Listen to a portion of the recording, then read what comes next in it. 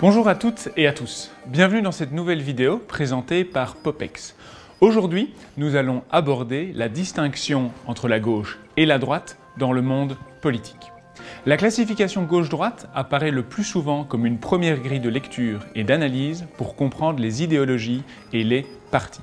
Mais comment la comprendre? Comment l'utiliser? Malgré de nombreuses critiques sur lesquelles nous reviendrons, la distinction gauche-droite connaît un succès important et continu depuis la Révolution française jusqu'à nos jours. Car oui, la distinction gauche-droite trouve ses origines en France en 1789.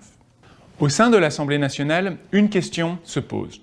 Le roi a-t-il le pouvoir d'imposer son veto sur les lois votées par l'Assemblée?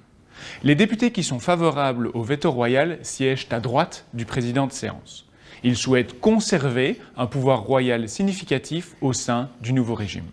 Et les députés qui sont défavorables au veto royal siègent à gauche du président de séance. Ces députés proposent un transfert complet des prérogatives législatives à la seule Assemblée. L'opposition des deux camps est résumée à l'endroit où chacun siège, à gauche ou à droite. Au-delà de cette explication historique, aujourd'hui encore, les électeurs, les sondages d'opinion, les enquêtes et les politologues, tous continuent de recourir à la grille gauche-droite comme un instrument d'identification politique. La principale force de cette distinction, c'est son unidimensionnalité. La complexité du jeu politique est réduite à un positionnement sur un continuum extrême-gauche, gauche, centre, droite et extrême-droite. Cette distinction gauche-droite reste toujours l'option par défaut pour classer l'offre politique. Il semblerait qu'aucune alternative ne parvienne à la concurrencer. Norberto Bobbio, un philosophe italien né en 1909 et décédé en 2004, propose d'établir la différence entre la gauche et la droite à partir de leur rapport au principe d'égalité. Reprenons ensemble sa démonstration. Les humains sont à la fois égaux et inégaux entre eux. Ils sont égaux par certains aspects et inégaux par d'autres. À titre d'exemple, nous sommes tous égaux devant la mort. Nous sommes tous mortels. Mais nous sommes inégaux face à la manière de mourir. Chacun meurt de manière différente, à un âge différent, d'une cause différente. Ainsi, que les humains soient égaux ou inégaux, cela dépend uniquement des lunettes que nous portons, c'est-à-dire des éléments sur lesquels nous concentrons notre attention. De ce constat, Norberto Bobbio appelle égalitaire ceux qui mettent davantage l'accent sur ce qui rapproche les humains les uns des autres. Et il appelle inégalitaire ceux qui partent du même constat, mais mettent davantage l'accent sur ce qui distingue les humains les uns des autres. Pour Norberto Bobbio, dire que la gauche est égalitaire, cela ne signifie pas qu'elle est égalitariste. La gauche n'ambitionne pas de supprimer toutes les inégalités. Les humains ne peuvent pas être égaux en tout et pour tout, bien au contraire. La gauche vise plutôt à réduire les inégalités sociales ou à rendre moins pénibles des inégalités naturelles. De façon similaire, dire que la droite est inégalitaire, cela ne signifie pas que la droite veuille conserver toutes les inégalités. Non. Elle juge plus important, pour le bien vivre ensemble et le développement des individus, de donner la première place à la diversité. Dans sa démonstration, Norberto Bobbio ajoute que l'égalitaire est convaincu que la plupart des inégalités qui provoquent donc son indignation sont d'origine sociale, c'est-à-dire qu'elles sont le fruit d'une certaine organisation de la société et que cette société peut être changée, donc les inégalités peuvent être éliminées. Au nom de l'égalité naturelle, nous devrions tous avoir les mêmes possibilités d'évolution personnelle. Mais vous allez me dire, pourquoi est-ce que les inégalitaires condamneraient l'égalité? La droite ne condamne pas l'égalité, mais elle lui soumet des conditions.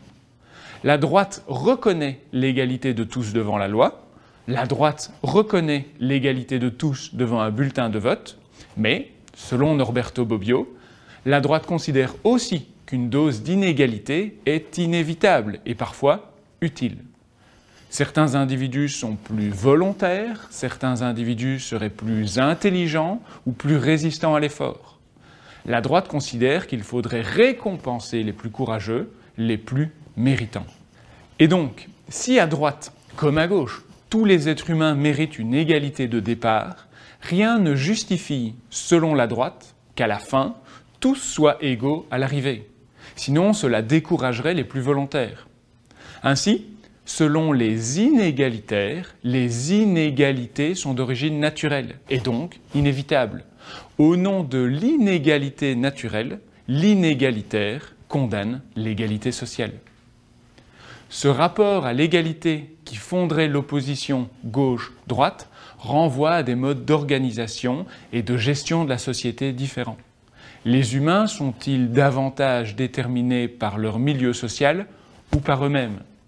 Si c'est le milieu social qui détermine davantage l'individu, alors il faudrait venir en aide aux plus démunis. Si c'est par lui-même que l'individu se détermine, alors il faut l'encourager dans ses projets. Petit exercice. En reprenant la démonstration de Norberto Bobbio, posez-vous les questions suivantes. L'examen d'entrée aux études supérieures. Outil égalitaire ou inégalitaire? De gauche ou de droite? Les allocations d'études, égalitaires ou inégalitaires? De gauche ou de droite? Et la retraite par points, égalitaire, inégalitaire, de gauche, de droite? La dualité de la grille d'analyse gauche-droite suscite de nombreuses questions et remarques. Je vous en propose 4.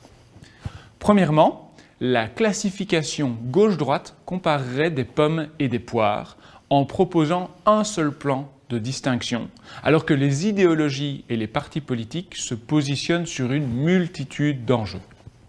À titre d'exemple, comment représenter sur l'axe gauche-droite des questions de type moral ou éthique?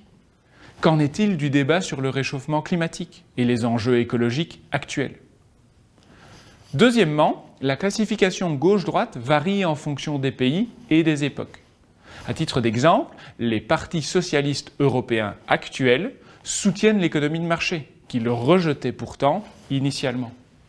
Ces mêmes partis socialistes peuvent également, lorsqu'ils arrivent au pouvoir, proposer des mesures de privatisation de certains secteurs économiques. Là où en Amérique du Sud, les partis socialistes proposent des nationalisations. Ces partis mènent des actions différentes. Pourtant, ils sont regroupés sous une même appellation. Troisièmement, aujourd'hui, les partis dits « attrape-tout » se présentent comme ni de gauche ni de droite, mais du centre. L'objectif est d'élargir leur électorat tout en proposant des politiques pragmatiques ou une bonne gouvernance. Une bonne gouvernance qui serait absente de toute considération idéologique. Bien évidemment, cela est tout sauf neutre. Il n'y a rien de plus idéologique qu'un discours qui se présente comme non idéologique. Enfin, quatrièmement, la distinction suggère une opposition entre deux mondes irréconciliables. Elle scinde la politique en deux ensembles, comme si la gauche et l'extrême gauche avaient plus de points communs entre eux que la droite et l'extrême droite. Mais ce n'est pas nécessairement le cas. Un socialiste n'est pas nécessairement plus proche d'un communiste que d'un libéral. Et le libéral n'est pas plus proche d'un nationaliste d'extrême droite que d'un socialiste. Dans les faits, de nombreux points communs existent, des accords se forment, des coalitions se créent.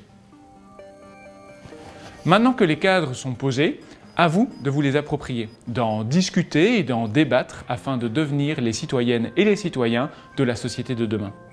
Merci pour votre écoute, c'était une vidéo proposée par Popex, n'hésitez pas à la partager, à très vite.